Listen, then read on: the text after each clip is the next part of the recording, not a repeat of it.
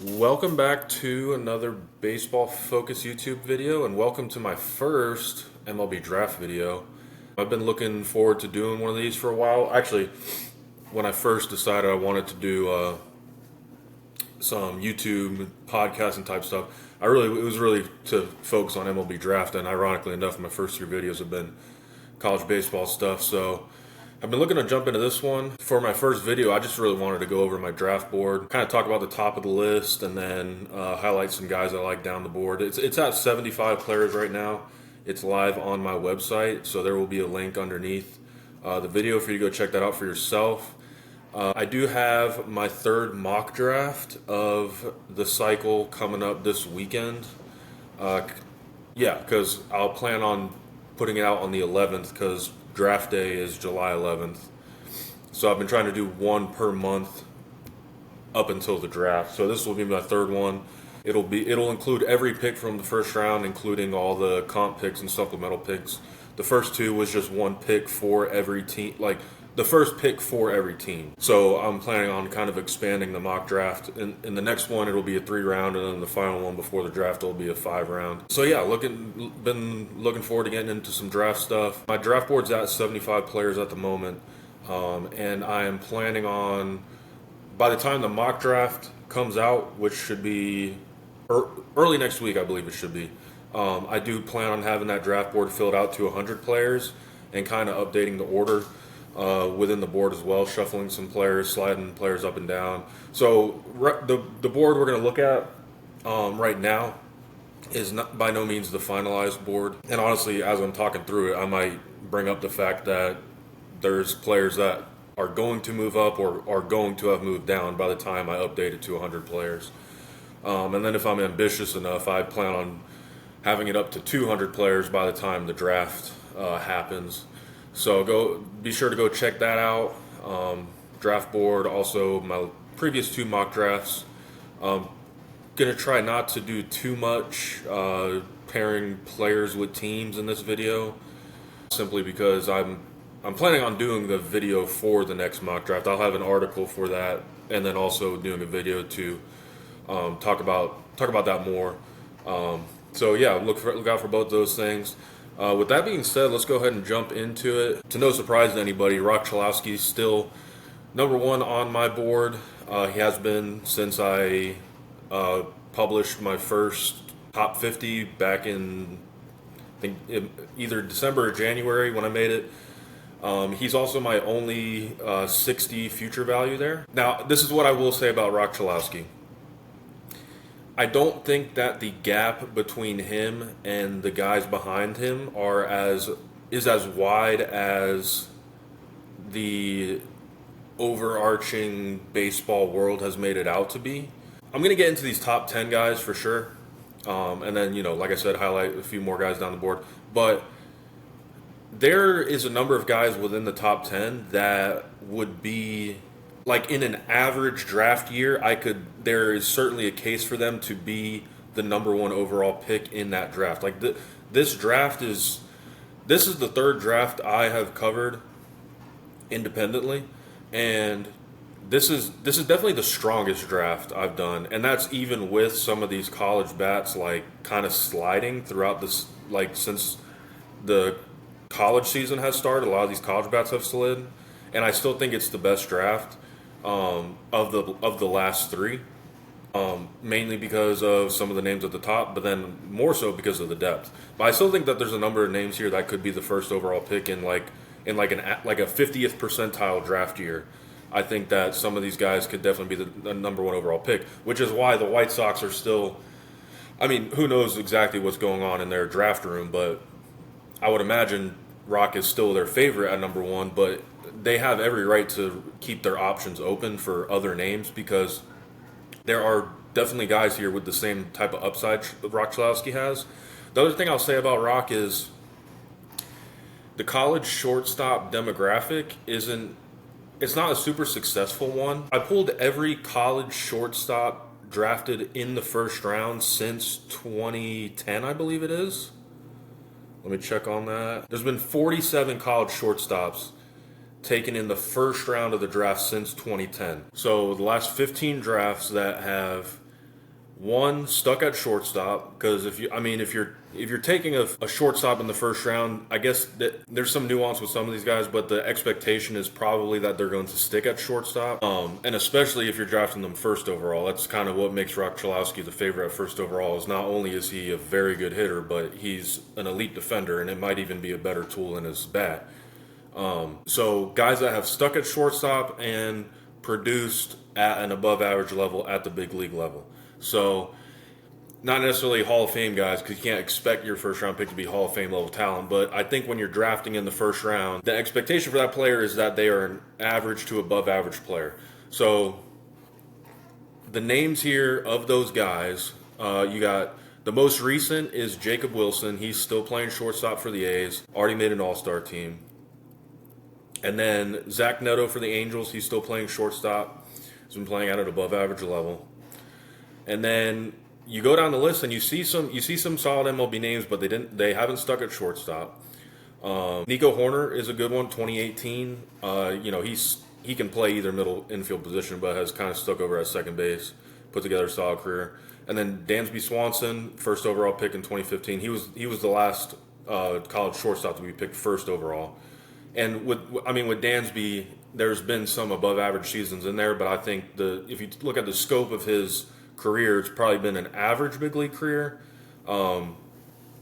He has done some winning in the postseason, so maybe you give him a bump up there. But I don't know if I would say he's lived up to the number one overall pick hype, but has put together a successful career. Alex Bregman, who he's the most successful college shortstop, but he slid over to third base. Who knows if he could have stuck at shortstop. Trey Turner, and then from there.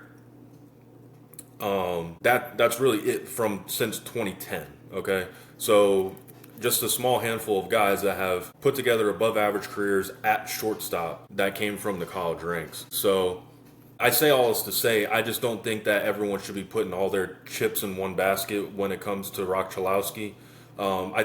I kind of think what happened was at the beginning of the cycle, like the draft industry had kind of, crowned Rock like, okay, this is the favorite for number one overall. We haven't really had a favorite like this in a while because, in previous seasons, it's like, okay, you have, like at the beginning of each cycle, there wasn't necessarily a guy that's like, okay, this is the slam dunk number one overall pick and stayed that way throughout the whole season. 2023, you had Dylan Cruz, who was he was the best player, in that draft class. And then at the end of the cycle, Paul Skeens has that kind of generational run at LSU. And he kind of, by the time the draft came around, Skeens was the favorite. But there hasn't really been a favorite from the beginning of the cycle like Chalowski.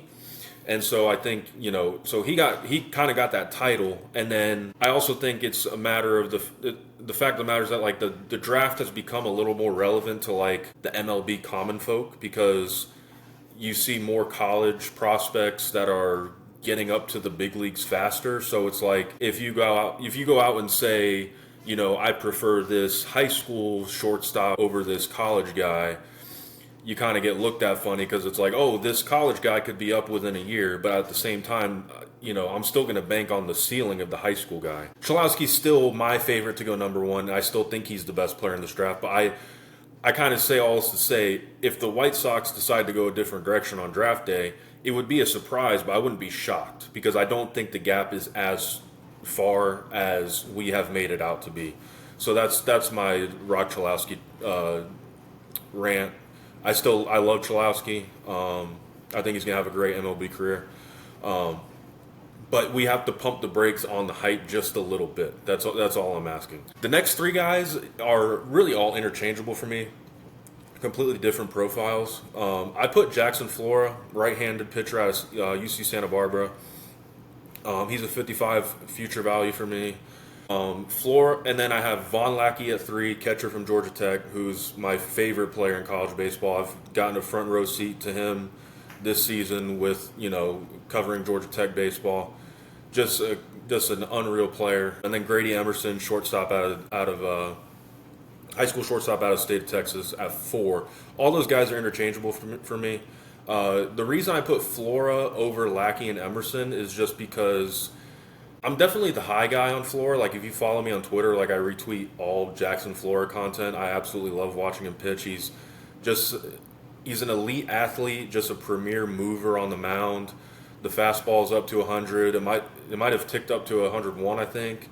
Cut ride fastball, can spin two different breaking ball shapes, and then he's added that kick change, which has looked filthy, and the command is coming along as well. And I think he's going to have no problem getting to above average command just because of the way he moves on the mound. And there's just more safety with a college arm than a college catcher, which is why I have Von Lackey at 3. Von Lackey is like, you'd be hard pressed to find a profile like his in previous drafts, just because, I mean, he's like on the same athletic level as Jackson Flora, just as a catcher. But they're kind of the same with the college shortstop. It's like college catchers, they're really, I mean, really any catchers. It's especially at the top of the draft, the college catcher has been a very risky demographic. I mean, if you look at the recent guys that have been drafted within the first 5 picks as a college catcher, I mean, you have Henry Davis, who was first overall in 2021, who's been a bust. You have Joey Bart, who was second overall 2019, I believe it was, a bust. Even Adley Rutschman, I mean, I think Adley Rutschman might have been the closest to what we have with Rock Chalowski now, in the fact that he was like the favorite throughout the whole cycle. He goes first overall out of Oregon State, and I mean, he's put together a solid career so far. He's had some injuries, but I wouldn't say he's lived up to the first overall hype. So I mean, it's kind of risky taking a catcher this high just because of recent history, but I wouldn't say that should deter teams within the top 5 from picking Lackey. He's just such a dynamic athlete behind the plate. I would say he's a 70 grade defender. He moves so well back there. He's a good blocker. He throws runners out. The framing, I think, has kind of improved, but the more draft videos you'll watch with me, framing for amateur catchers doesn't really concern me at all, because I mean, at the amateur level, even in high level college, there's not really specialized receiving training, and you're going to get that in pro ball. So I mean, as long as there's a foundation of receiving skills, I'm not concerned at all.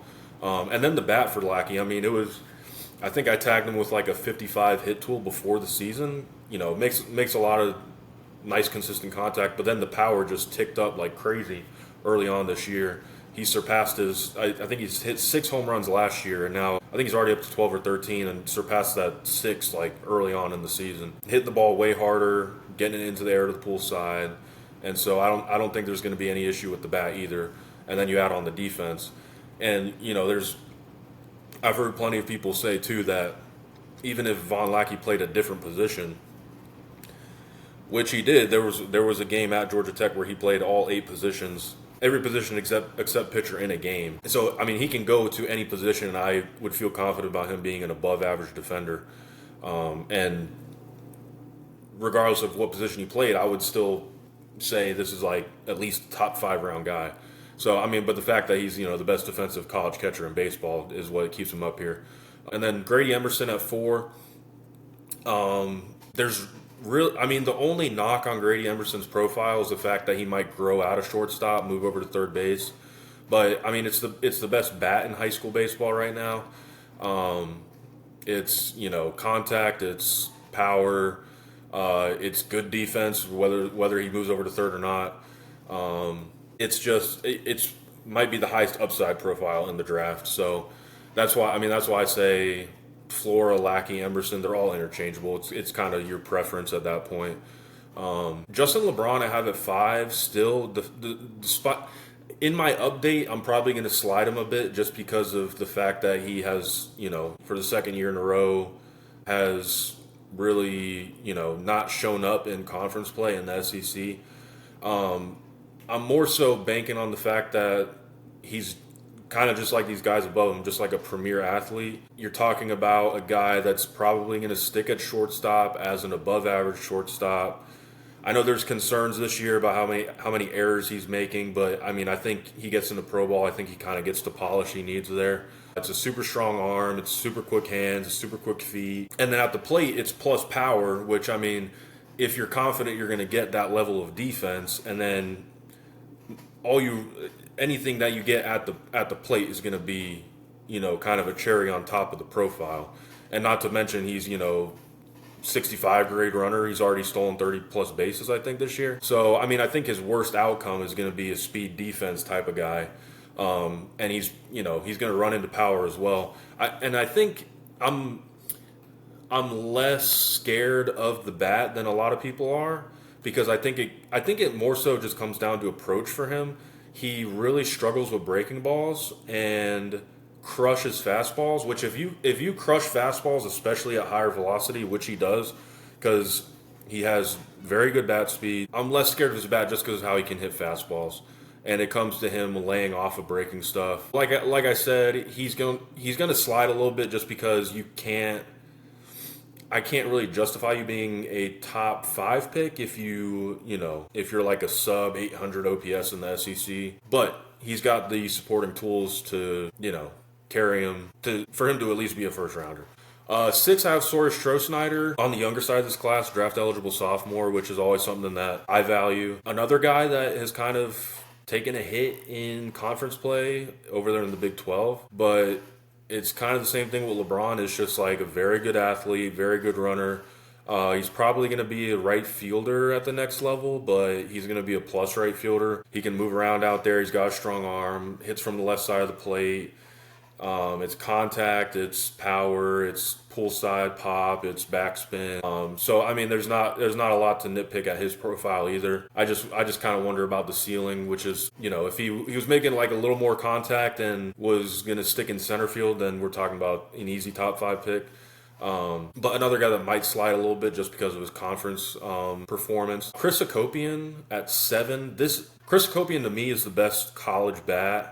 Like bat alone, disregarding defense and all that, and and the base running. Hacopian, shortstop. He's not going to stick at shortstop. He's probably going to be a second baseman, maybe an average defender there. But here you're really just buying the bat. I think it's the best pure bat in college baseball. He played 2 seasons at Maryland. Comes over to Texas A&M and first season in the SEC is raking. You're looking at the metrics on Hacopian. It's a 13.6 whiff rate, 8.3 end zone whiff, 15.4% chase rate. So he kind of checks all the boxes when it comes to contact and approach. And then you add in the exit velocity. You add in the power. It's 90th percentile average exit velocity, 94th percentile, 90th percentile exit velocity, 78th percentile pull air, 79th percentile ex-woba. So I mean, the bat just checks all the boxes, and it's like, for me, if you can hit, I don't care what position you're going to play. If I'm confident you're going to hit, Chris Hacopian's, I'm most confident in him hitting in Major League Baseball out of all of these players on this draft board. So yeah, he's a top 10 guy for me. I think he's kind of consensus top 10 guy, maybe a little bit outside for the guys that value some defense a little bit more. But Hacopian, another 55 future value for me. 8, I got Cam Flukie. Flukie was, coming into the cycle, I think he was the favorite as far as college pitchers go. And then he had that injury. I think it was a rib, so it wasn't an arm injury.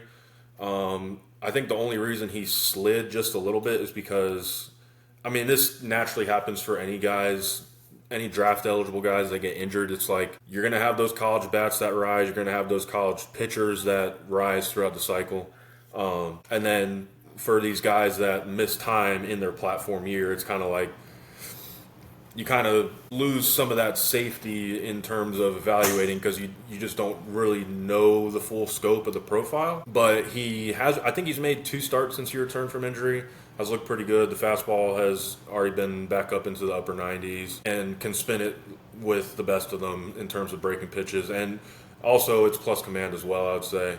I still like Flora just because, the feel for the off speed, and just the way, and also the performance as well, has just been electric all year. But there's still a world where Flukie is the first college pitcher off the board. 9 is where we get into our high school pitchers, and this is, if you like high school pitchers, this is the draft for you. This is, I think this is why I feel this is the best draft in a while, is because of the depth of the high school pitcher class. And at the top, I've got 4 left-handers before we even get into the right-handers. And the right-handers, to me, is like the deepest demographic in this class.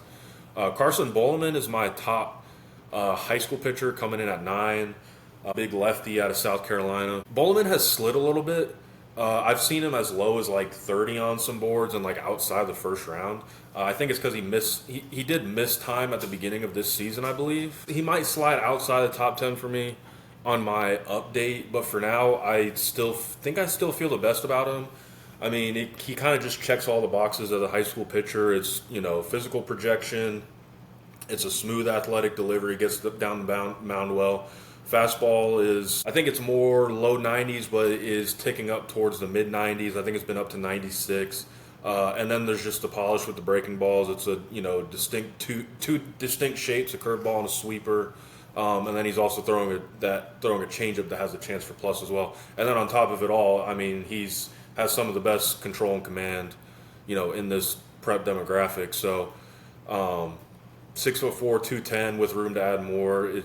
It checks all the boxes. And when I get down to some of these right-handers as well, you'll kind of hear me talk about, how I'm starting to really value more of the command and, the polish and the delivery and those things that, have kind of taken a step back to just pure stuff. And I'll get into that a little bit more, but that's kind of the reason why I like Carson Bollman here at 9. And then right behind him is Gio Rojas. Well, actually, I'll backtrack a little bit. The other reason I think Bollman has slid a bit is just because he's also one of the oldest guys in this draft class as far as high schoolers go. He's going to be 19.3 on draft day. And so, your model-driven, teams they really value the youth when it comes to the preps. And so that could be a knock on the profile. So Gio Rojas comes in at 10 right behind him. He's going to be 19 on draft day, so also on the older side of this class. But Rojas, I think he's been up into the upper 90s with the fastball, and with him, it's more deception from the left side. The fastball is going to play. It's one of the best fastball slider combinations in this draft. I mean, it's more of a sweeping low 80s slider, and then you add on the arm action, the lower slot. And both those pitches play up, and then he's also throwing a changeup more often this spring. 6'4", 190, plenty of room to grow, add more velocity. I mean, he's already been up to 98, I think it is. And then just, another one of these really athletic premier movers on the mound. So that's your top 10 there. Rock Chalowski, Jackson Flora, Von Lackey, Grady Emerson, Justin LeBron, Sawyer Strohsnyder, Chris Akopian, Cam Fluke, Carson Bollman, Gio Rojas. I did want to highlight just a few of these guys right outside the top 10. Drew Burress I have at 11. Coming, I would say this time a year ago, in the middle of his sophomore season, there was a lot more buzz about him as being the potential first overall pick this year, just because he's a very complete player. The reason he's right outside my top 10 is I'm just kind of concerned about how high the ceiling is. And I hate to bring up the size factor because there have been smaller guys that have proven that they can put together solid careers. But it's not something that you could just, shy away from, is the fact that he's, 5'9" on a good day. Super wiry, super twitchy, super athletic. I think he's going to have a high floor just because I think he's going to stick in center field as an above-average defender. Honestly, his center field defense has been, in my opinion, my favorite part of his game this year. Over there at Georgia Tech, I've been able to watch a lot of him out there. He's got a strong arm out there as well. The bat, it's above average hit. I think it's going to be closer to average power at the next level. The case with Drew Burress is the fact that his best season in college baseball was his freshman year. And he's put together excellent seasons since, but it's like, okay, why hasn't everything ticked up since his freshman year? So, I mean, we know that crazy season that he had in his freshman year is somewhere in there in his profile, but it's like, why hasn't he repeated it in the 2 years following, or why hasn't he even built upon it? So I'm not concerned about the bat not being able to play at the next level. I'm just concerned about how much it's going to play. And I made a tweet not too long ago kind of highlighting that. I'm not going to pull it up right now, but I said something along the lines of, I don't know how much Drew Burress's bat is going to play at the next level, but I'm pretty sure his glove is going to be above average. And for whatever reason, there were people upset at me about the fact that I said that. I think they thought I said that his bat wasn't going to be good at the next level. I'm just more concerned about what the ceiling is for Drew Burress, and kind of how that power translates once he moves over from metal to wood. But like I said, still a high floor. I have him as my last 55 future value, so I'm still projecting on him being an above average big league player. Moving down, Eric Booth Jr. at 18, outfielder out of the state of Mississippi, younger side of the class. He's going to be 18 on draft day. This is a guy that I believe in my last mock draft, I mocked him at 5th overall to the Pirates. And this is a guy that has just continued to climb. Left-handed hitter. I think that you could probably call the hit tool elite, and he's also growing into some more power this year. On my first edition of the draft board, I think I had him at 49th, and for me, it was the swing. He's got some interesting swing mechanics. It's like a very flat bat path, but he's making it work, and I kind of wonder, like, his bat is really what has kind of vaulted him up boards. He's got the elite speed. He's got the center field defense as well. So the bat is really what has vaulted him up boards. So if it's the bat that has gotten him this high up boards, it's like, is he really going to need to make a change once he gets into pro ball? Like, or is a team going to be like, okay, you have all these other tools, whatever you can do with the bat, kind of like what I was talking about with Justin LeBron. Whatever you can do with the bat is a cherry on top to what you're already providing. So I just wonder if, like, the bat has worked thus far. It's like, is there gonna be any reason to change what he's doing at pro level? When I was first watching, film of him early on in the cycle, when I was first making my board, I was like, I don't think the guy's swing's gonna work. But he keeps showing more power, keeps showing more pop, keeps getting the ball in the air despite the flatter swing, and so. When I update this, he might be a top 10 guy by my next update. And I did mock him at 5th overall to the Pirates because it's just a profile that I think the Pirates are not going to be scared of. And he has definitely, earned himself consideration in that top 10 range. Moving down a little bit, I do want to highlight Jarrett Grinlinger at 21. He reclassed from the 2027 class, so he's actually I believe he's the youngest in this class because you also have Rocco Maniscalco who reclassed. I think both of them are 17.2 on draft day. I think Grinlinger might be just like a couple weeks younger than him. Grinlinger, he's a two-way right now, left-handed pitcher and an outfielder. I believe a lot of evaluators are just completely split on what he's going to do. I prefer him as a left-handed pitcher. I think the velo is low 90s. I think he's flashed some mid 90s already, and he's still 16 right now. Has shown feel for spin, can command it well, and then with the bat, contact skills, it's an approach, it's power, it's projection, it's all those things. I think maybe the reason I like him better as a pitcher, I don't know about the defensive upside for him because from what it sounds like, he's going to be a corner outfielder, maybe even a first baseman, depending on how big he gets and what direction the bat goes. If he kind of like leans more into that power profile. And I also want to put this out there. He's not going to do both. We need to get away from saying, oh, well, maybe we think this guy could do both at the next, or, in low A or high A or whatever. I think we need to get away from that. It's just not feasible, especially if you have a guy that, because, if you're going to play both positions at the next level, your bat has to essentially be good enough to be a DH because you cannot pitch and play a position. It's not going to happen. Shohei Ohtani has the ability and the talent to do that, but it's just something you can't do because of the wear and tear on your arm. So the bat has to be good enough for you to be a DH on your days off from the mound. So I think the reason why I do have Grinlinger so high is because he's going to take one of the two routes, and once he can focus on one of the two routes, that part of his game is going to tick up. So whichever route he goes, I think he can certainly be a top 20 pick. And he also has the youth on his side at 17.2. He's also doing it in Southern California, which is, hotbed for high school baseball. So he really checks all the boxes on both sides of the ball. He's not going to do both, but he's going to do one. He's going to be very good at one of the two. Another high school pitcher, Cooper Sides at 24. Right-hander out of Orange Lutheran High School, also a Southern Cali kid. He's my top right-handed pitcher. And there's probably 5 or 6 guys you could slot in as the top right-handed pitcher. At the beginning of the cycle, I think I had Coleman Borthwick up there, and then I changed it to Joseph Contreras. Now it's Cooper Sides for me. With Sides, I mean, I kind of mentioned this with Bowman. It comes down to the command and the control and the polish and the delivery. I actually did an article a couple weeks ago. Maybe I'll try to link it at the bottom, but if not, go check it out for yourself. Just about some high school pitchers that are on the rise right now, and Cooper Sides was one of them. And I basically say that Cooper Sides is the Ryan Sloan starter pack. So Ryan, if you don't know who Ryan Sloan is, you could probably call him the top. Well, I mean, once some of these guys that are in the big leagues right now graduate, you could probably say Ryan Sloan is the top pitching prospect in minor league baseball. Was selected in the second round by the Mariners in 2024. I think 6 right-handed preps went before him, and he has far and away been the best out of all those guys. And for Sloan, it was like, okay, in his draft year, he was sitting low 90s. There was some feel for some breaking stuff and off-speed pitch.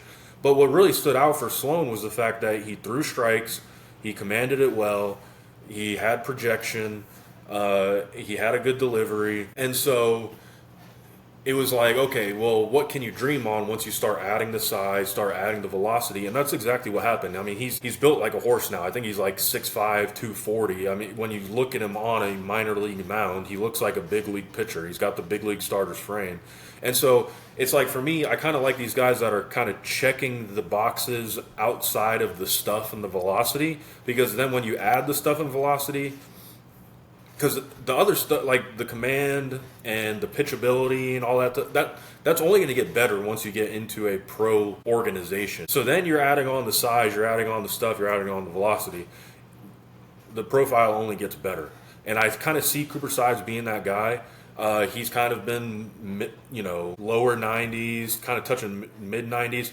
But there have been scouts and evaluators that say this guy's going to throw 100 one day.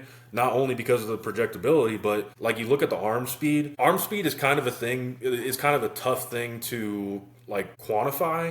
But it's like with some guys, like you can watch them pitch and you're like, that is crazy arm speed. Like sometimes it's hard to catch with the naked eye.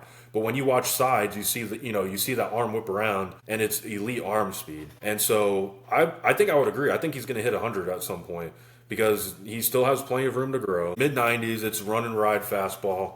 It's a mid-80s slider, upper 70s curveball, and then the changeup is showing feel as well. And then, like I said, the main factor for Sides is the fact that he's throwing strikes and he's commanding all his pitch as well. So that's why I have him at as my top right-handed high school pitcher. This prep right-handed demographic, which has historically been the riskiest demographic, and if you follow the draft enough, you always hear, this guy comes with risk because he's a right-handed high school pitcher. So you don't see a lot of these guys go in the first round. And what's funny is this right-handed prep class is the strongest, but I still think there's a world where you don't see any go in the first round this year. Because like Cooper Sides is my first guy, and he's at 24. And you typically just throughout the cycle, you'll see these guys just kind of slide a little bit just because of the risk that comes with these right-handed preps. But once you get past Sides, you got Coleman Borthwick at 26, Joseph Contreras at 28, Jensen Hirschkorn at 31. Then you got Caden Wechter at 39, who he was a guy I was considering putting at number 1 too. Blake Bryan at 56. You got Denton Lord at 65, Savion Sims at 68. So I mean, and once I round it out to 100, there's between 5 and 10 guys on my radar right now that I want to fit into my top 100. So there might not be one single right-handed prep that goes within the first round, but at the same time, you might have 20 of them go within the next 3 rounds. So I absolutely love this prep right-handed class. Derek Curiel at 27. He's kind of been an interesting case because for me, it's kind of like one thing I like to do is compare profiles to the previous season. To kind of like try to gauge where I think this guy can go. And for Derek Curiel, for me, is kind of like Cam Canarella last year. Cam Canarella going into the 2025 draft, that 25 draft year, there was genuine like steam with him as potential first overall pick. And really, the only thing for Cantarella was, okay, is he going to hit for more power? Because it's above average, maybe elite hit tool, and it's elite defense in center field on top of the speed. So I mean, if you add power to that profile, that's, I mean, especially last year too, when it was like there was probably like 5 or 6 guys that could have gone first overall just because it was kind of a weaker top of the class. And then I think Cantarella slid all the way to 37th overall just because he never found that power. And I think that was kind of the same thing with Derek Coryell this year. It's like it's maybe elite. I would call it an elite hit tool because it's elite contact skills, and then it's also a very good approach. But that power has never ticked up. You also do have to add on the fact that he's a draft eligible sophomore. Cantarella was a junior, so there's a little more projection for Coryell. I also just don't know if the swing is tailored for more power. But it's the defense isn't as good as Cantarella's was, but I think he has a pretty good shot at sticking in center field. So, I think because the hit tool is better than Cantarella's was, and the fact that he's young, like a year younger than Cantarella was at the time, that's why I have Coryell at 27, kind of like right inside the top in the first round. Trevor Condon at 29. He's kind of been an interesting case for me. I actually had meant to go see him play in person because he's not too far from me here in Georgia. I believe his high school's in the. I would have to check on what they did in their last game, but they're moving towards that Georgia high school state championship. But like he's been showing out in the playoffs, and he's another guy I was kind of skeptical of because of the swing. It's just kind of like an interesting setup in the box, but it's elite physical tools. He's built like a bulldog, super wiry, super twitchy. It's a lot of contact. I think he does struggle with fastballs up in the zone just because of the swing and the setup. And he's probably going to stick in center field. But he's kind of a guy I've seen on boards. Like I have him at 29, and at the beginning of the cycle, I think I had him like right inside the top 20, and then kind of throughout the first couple months of the high school season, like I kind of saw him sliding down a bit on some boards. So I kind of slid him down a little bit too, just because I think there was some more questions about the hit tool than maybe there was at the beginning of the season. But now he's kind of been on this really hot stretch, especially into these Georgia State playoffs, and he's been kind of climbing boards. And it's a pretty complete profile when you consider all the athleticism. And I think that's a profile a team is going to bite on in the first round. Kind of try to fly through some more of these to not make this too long, but I want to talk about every guy on here. With that being said, I'm going to talk about Liam Peterson at 30, right behind Condon. Liam Peterson has kind of been one of my closest follows this year. He was another guy that was like, beginning of the season, it was like, this could be a top 10 guy. This could be the first pitcher off the board. And then just couldn't really rein in the command. But I think I would argue the stuff is the best in college baseball. It's a cut ride, high 90s fastball that has touched 100. It's a gyro bulletish slider with some cutter traits, and then more of a big sweeping slider. I think it's two different sliders, and then he also has that big curveball. And then he also has some pretty good feel for a changeup as well. For him, it's just about commanding his offerings. Because there has been some starts this year where when he's commanding it, he looks like the best pitcher in this draft class. But there is a little too much risk just because of the command. I also wonder about the delivery. He doesn't, for his size at 6'5", 225, he doesn't get down the mound very well. It's also very over the top delivery, high arm slot. So I just kind of wonder how the fastball will play. Just because he's not really getting to a lot of extension. You also have the steeper approach angle. So there is more risk, but it's also I think it's still a pitcher I would feel confident about taking in the first round just because of the stuff. So I have Peterson at 30. I think he'll probably hang out in that area for the remainder of the cycle. Moving down, Logan Redeman at 33. He's another college pitcher that there's always a college pitcher every year that just climbs the board. He just continues to post week in and week out. Literally every start, his stuff ticks up more and more and more every start. It's kind of like Gage Wood last year, Cade Anderson. Both those guys were outside the first round at the beginning of the season and just pitched their way into the first round. He's at 33 now. He's going to be higher on the next update. And if he comes through with a solid postseason, just like Anderson and Gage Wood did last year, no telling, he could potentially be a top 10 guy. Jaron Advincula, another Georgia Tech guy that I have just absolutely loved to watch play this year. Elite hit tool, elite contact ability. I want to say he has the most hits in the nation.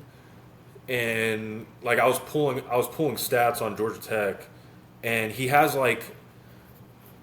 three different 10-game hitting streaks. I think there's only like 4 games all year in which he hasn't had a hit. And he also has like close to 30 multi-hit games. So he just hits the ball all around the field. He's also showing some pull side pop, which, I mean, if it's made its way into his game at this point, there's no saying that it's not going to play at the next level. But I mean, you can't bank on power from him. It's probably 40 power at best. But he has super good barrel control, super good feel for the barrel. So I mean, he can. I think he's up to 8 or 9 home runs this year. I think he had 3 all of last year. So there's more feel for pulling the ball in the air. And then it's above average defense at second base. But he's just going to hit. Very aggressive at the plate, so that might hurt him a little bit in pro ball, which is kind of why I have him, right outside the first round. Well, at 38, he could still be a first rounder, especially if he puts together a good postseason. But I think the lack of power and then the approach that might need some refinement might hurt him, and the fact that he's at second base rather than shortstop kind of puts him at the back of the first round, early second round. But that's just a player I absolutely have loved watching play this year. Aiden Ruiz at 41. This is like my guy in this draft. Honestly, if I was a team drafting like top 15, this is a guy I would be considering. He's far and away the best defensive shortstop in the class. He's playing up in Long Island, New York, Stony Brook High School. A little older. He's 19.2 on draft day, but it's just absolutely elite defense. Switch hitter, which if you're hitting at both sides of the plate in high school ball and you're doing it at a high level from both sides, you sign me up immediately. I don't need to see anything else. And he's doing that. It's field to hit from both sides of the plate. I want to say it's above average to like close to elite contact ability on the left side. And then he's also tapping into more power this spring, a lot of projection, just a profile that, gets into the right organization, puts on some more size. I think he could end up having one of the higher ceilings in this draft as well. And he's already going to have a pretty high floor just because of the athletic ability, the defensive ability at shortstop. So Aiden Ruiz is definitely my guy in this draft. Moving down a little bit, Joey Volchko at 50, right-hander out of Georgia, 21 on draft day. So he's a junior, but probably on the younger side of that junior class. Kind of in the same boat as Liam Peterson. It's, elite stuff. It's velocity. I don't know if he's hit 100 yet. The fastball is sitting more mid-90s, touching upper 90s. But it's elite stuff. It's like a very unique cut ride fastball, almost kind of like Emmanuel Clase's cutter that he probably not going to see him play in baseball ever again. But Joey Volchko, that's the comparison for his fastball. It's cut ride, like extreme cut ride, like actually getting glove side break on it, and then up to close to 20 inches of induced vertical break, and then he can absolutely spin a slider. There is like not really any feel for a breaking ball. I think I've watched a few of his starts, and I don't think I saw him throw a single break or a off-speed pitch. So it's a lot of reliever risk there. He struggles to throw strikes as well, but the strike throwing has ticked up this year. I think it was more of a concern for him over Liam Peterson, but he's kind of ticked up his command into kind of the range Peterson is right now. So yeah, just Volchko's another one of those. I think he's like a perfect Yankees pick. The Yankees kind of pick these bigger, college pitchers that they feel like they can get to average command. So I mocked Volchko to the Yankees as their first pick in the draft. So yeah, he gets into the right org, and he could. There's easily a world in which he's a frontline guy. Brody Bumilla at 54. This is probably the trendiest name, buzziest name in the class right now. Bumilla, like, also another guy that you're banking on the ceiling there. High school left-handed pitcher out of Massachusetts. He just started his season a couple weeks ago. Because he was playing basketball. He led his high school basketball team to a state championship. And like I just said, with switch hitters in high school, if you are a two-sport guy and you're playing another sport beyond baseball at a high level, that's another guy where I'm like, sign me up. So, I mean, he's an elite athlete, and you can tell on the mound. And he's a unicorn as well. He's like 6'9", 220, I believe it is. And usually with those bigger guys, or taller guys, they're not great movers on the mound. And when you watch a Bumilla pitch, it's like, okay, this guy knows how to move his body. And a lot of that probably comes from the fact that he's an elite basketball player as well. So his season started late. And I think like his first start was, I want to say early April, mid-April, and it was like 30 degrees in Massachusetts, and he was pumping 100, like sitting upper 90s and touching, I want to say he touched 101 in his start. And so immediately he was catching a bunch of buzz. And I would have to check, like, don't quote me on this, but I don't know if he has like an extensive summer circuit track record. I do know I was like pulling up old video of him. He was like throwing like 96 at 16. Not sitting 96, but I think he had hit 96 at 16. So I mean, he's always kind of been on the radar, but not in this potential first round conversation. I mean, I've seen him mocked as high as 15th overall. This is definitely a profile the Padres would be totally fine taking with their first pick. I think they picked 24th. The thing with Bumilla is like, okay, you hear of this high school pitcher throwing 100, why isn't he the favorite to be first overall? And 10 to 15 years ago, I would agree with you. But there's just a lot more nuance with a profile like this nowadays. And I mean, we don't have to look back far to see a guy like this. Last year, it was Jack Bauer from Illinois. He was pitching out of the prep ranks in Illinois. He touched 102, I think it was, which, if I'm correct, like broke some kind of record of fastest pitch ever thrown by a left-handed pitcher. And as soon as the videos comes out of Jack Bauer hitting 102, it's like, okay, this guy should be the first overall pick. And it's like, no, there's a lot more nuance to that nowadays than it was 10, 15 years ago, where it's like, okay, you're a left-handed high school pitcher throwing 100. We will take you first overall. If you look at Jack Bauer, he was draft eligible last year, and where is he now? He's pitching for Mississippi State. He didn't even get drafted. I don't know if he actually removed his name from the draft before draft day, but regardless of the fact, I think due to his commitment at Mississippi State, on top of the risk that comes with a profile like that, he didn't get picked up. And then he went to Mississippi State and struggled in his first couple of starts. I think I would have to check on him now, but I think he's kind of pulled it together here in his freshman year. But Bumilla, I still like a lot more than Jack Bauer last year, though, because Bumilla is a very good mover on the mound. It's a low slot lefty with deception. It's velocity. With the lower slot, you have these, the flatter approach angle. So it has potential to be an 80 grade fastball. Gets down the mound well.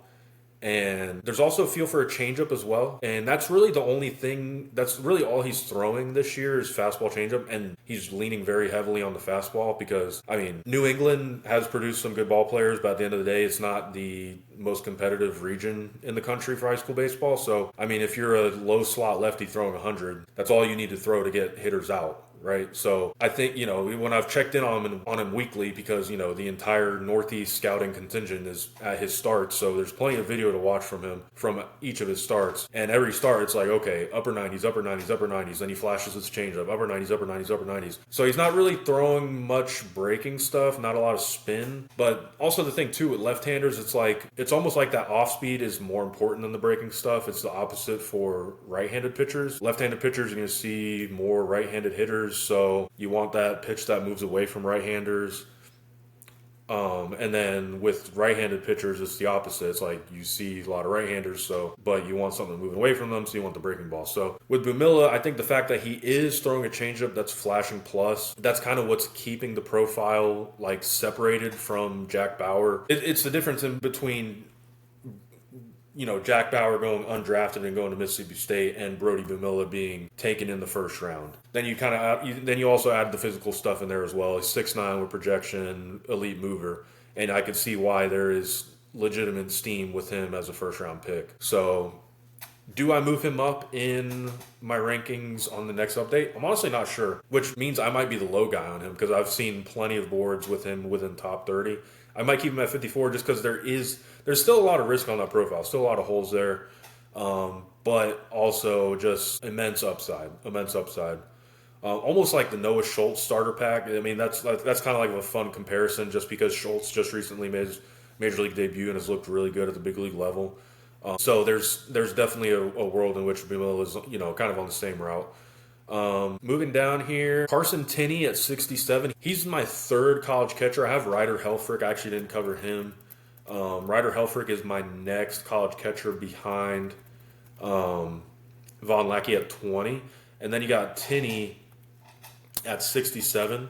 And this college catching class is actually it's pretty solid. It's definitely the best college class I've seen in the last 3 years. You got Lackey, Helfrich, and then Tinney, and then you also got Daniel Jackson, who I'm about to get to here in a second.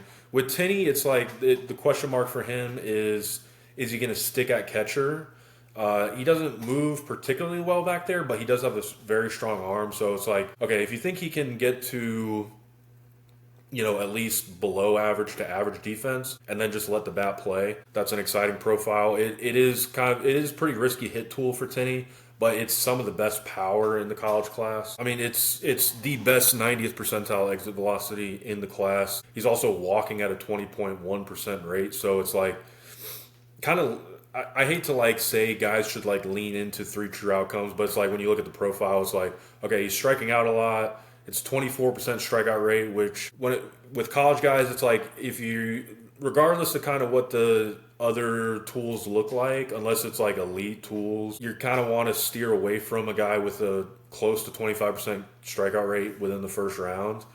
But he has a very good approach to kind of keep the bat afloat, keep that side of his game afloat, because he does have such good power. It's 100th percentile 90th exit velocity, 97th percentile average exit velocity, 93rd percentile pull air rate, 87th percentile barrel rate. He's up to 17 home runs this year at Texas, so he's doing it in the SEC as well.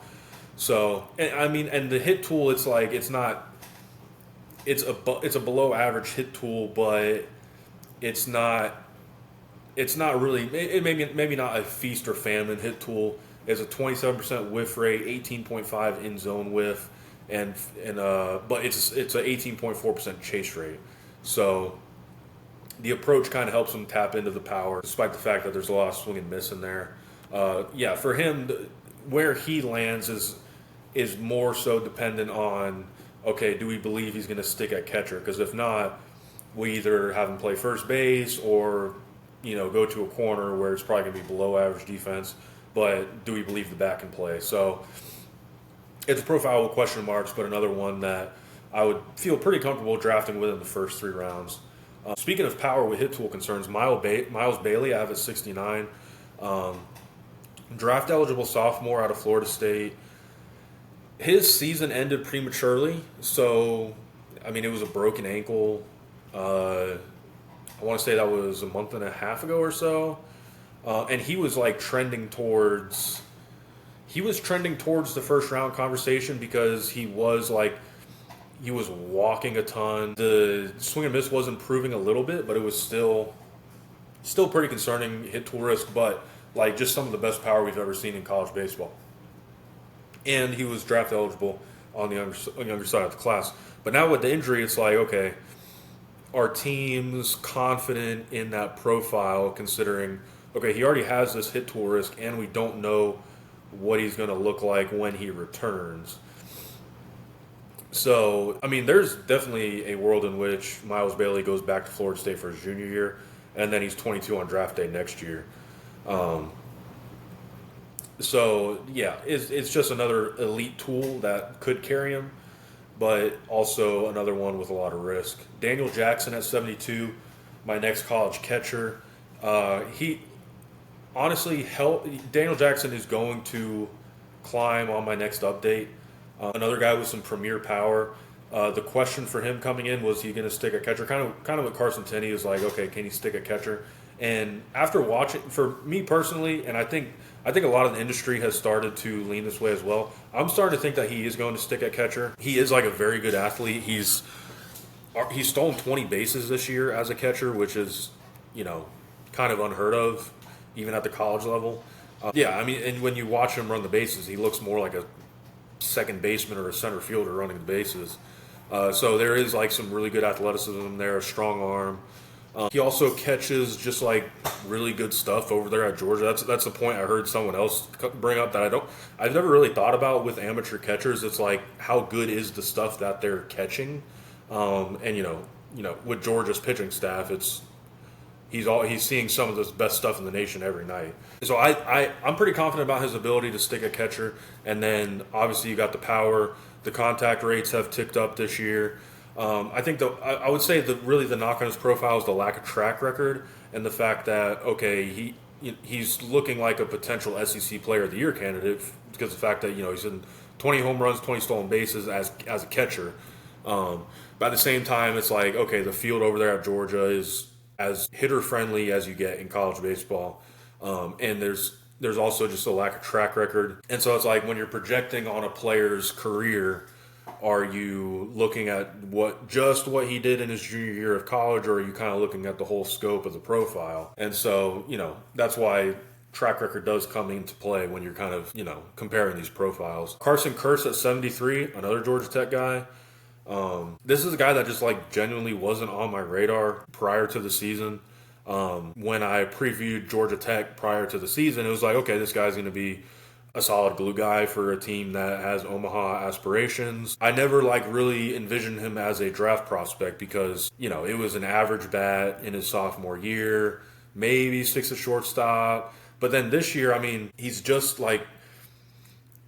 he's kind of one of those guys that you got to throw out all the numbers, and he's just a ball player. He's just absolutely fun to watch. But everything on his profile has improved this year. It's been one of the best hit tools in the college class. He's looking more and more like he's going to stick at shortstop. I might still put my money on him sliding over to second base because I don't think the arm is gonna. I don't know how much the arm strength is going to play, but I still like his ability to field a ground ball over there shortstop, get to a ball in the hole.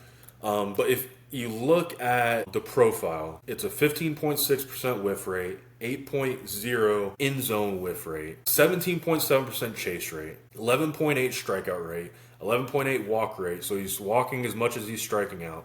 And, maybe prior to the season, if you had viewed him as a draft prospect, it's like, okay, the hit tool, there's a hit tool there, but there's no power.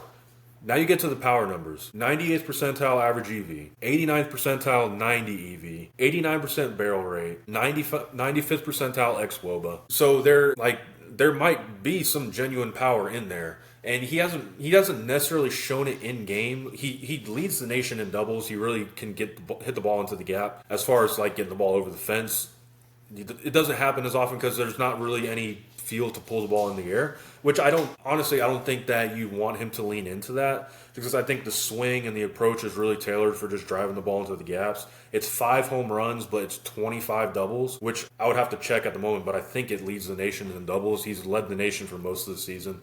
So, if it's consistent hard contact, which is what you're getting here, and it's, potentially average defense at shortstop, I'm totally fine with that being a profile you take within the first 3 rounds. Yeah, last year it was an 871 OPS. And I guess that's also the other thing I would add is he wasn't a full-time shortstop last year. This is his first time being a full-time shortstop because you had, was it Kyle or Alex that was at Georgia? It was Kyle Lodis at Georgia Tech last year. It was Alex Lodis at Florida State.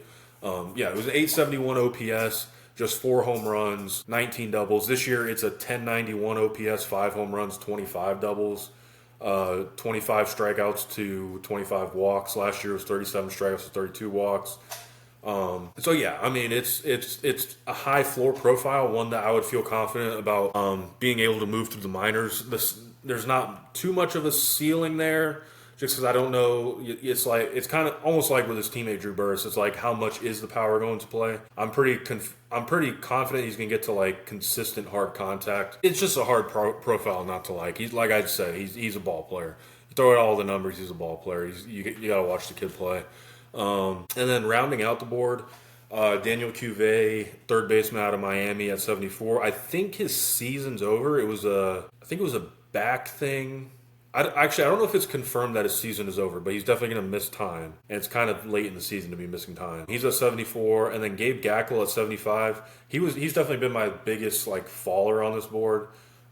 He was, I want to say, had him within the top 40 on my first edition.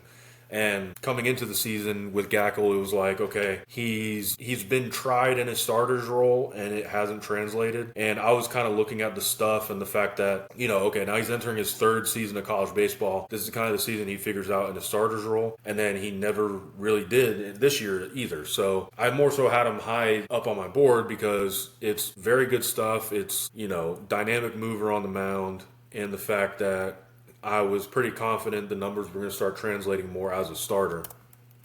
And that just never really happened. He looks more like a reliever still. He was moved out of the weekend rotation at Arkansas back into a relief role. Actually, let me check on him. Yeah, he was moved into a relief role. The most innings he's thrown in a start since is... actually, his most recent start against Ole Miss, he threw 4 innings. And the most he's thrown in the season this year is 6 against Stetson. So maybe he slides back into that full-time starter's role through the postseason. Maybe the numbers look maybe the numbers look a little bit better by the end of the year, and he kind of has a little postseason boost.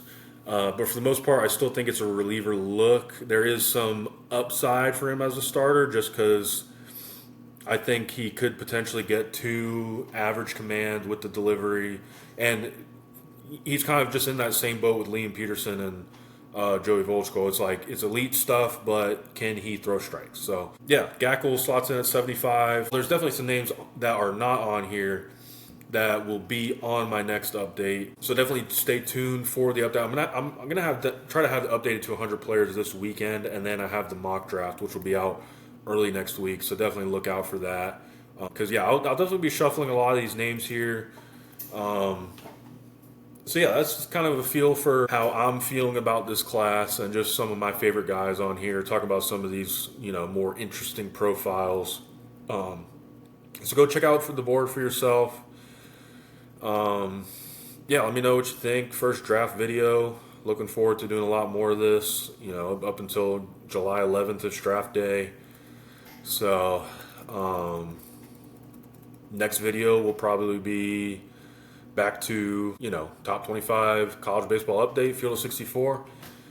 Also, the other thing, too, if anybody cares to let me know how you like the lighting. It looks like the lights are off here, but I have some light in the background. I like this lighting better, but let me know if you like this lighting. It kind of looks like I'm filming in a cave here, but just, let me know. I'm still getting used. I'm new to all this filming stuff and YouTube and all that, so let me know. But anyway, thanks for tuning in once again, and we'll see you on the next one.